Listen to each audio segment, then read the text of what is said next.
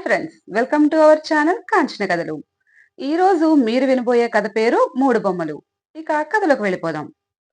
ఒకరోజు శ్రీకృష్ణదేవరాయలు కొలువు తీరుండగా పొరుగు దేశానికి చెందిన ఒక పండితుడు వచ్చాడు. అతడు తనను తాను రాజుగారికి పరిచయం చేసుకొని, మీ ఆస్థానంలో చాలా గొప్ప గవులు ఉన్నారని విన్నాను. వారి ప్రతిభకు చిన్న పరీక్ష పెడుతున్నాను. ఈ పరీక్షలో నేను గెలిస్తే నా గొప్పతనాన్ని అందరూ అంగీకరించాలి. ఒకవేళ నేను ఓడిపోతే నాకంటే గొప్ప పండితుడు మీ ఆస్థానంలో ఉన్నాడని అందరి ముందు ఒప్పుకుంటాను అని చెప్పాడు. రాయలవారు తన అంగీకారాన్ని తెలియచేశారు. అతడు ఒకేలా ఉన్న మూడు బొమ్మలను రాజుగారికి అందజేసి, తాను కాశీ నుంచి తిరిగి వచ్చేలోగా వాటి మధ్య ఉన్న తేడాలను కనిపెట్టాలి అని చెప్పాడు. దానికి శ్రీకృష్ణదేవరాయల వారు ఒకేలా ఉన్న ఆ బొమ్మలను పండితులకు అందజేశారు.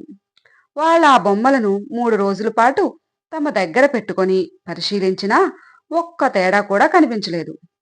గడువు దగ్గర పడింది. రాయలవారు ఇక లాభం లేదనుకొని ఆ సమస్యను పరిష్కరించే బాధ్యతను తెనాలి రామకృష్ణుడికి అప్పగించారు. అతడు ఆ మర్నాడే బొమ్మలను సభకు తీసుకుని వచ్చాడు.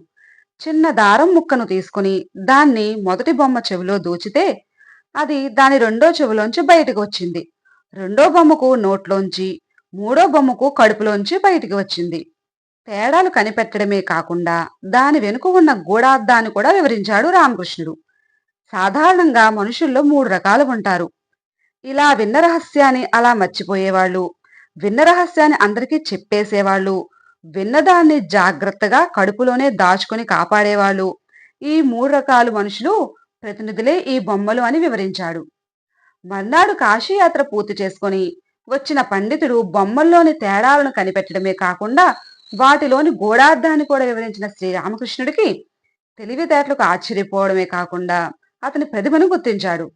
అప్పటి వరకు తనకంటే తెలివైనవాడు ఎవ్వరూ లేరని విర్రవీగిన అతడికి అలా గర్వభంగం అయింది.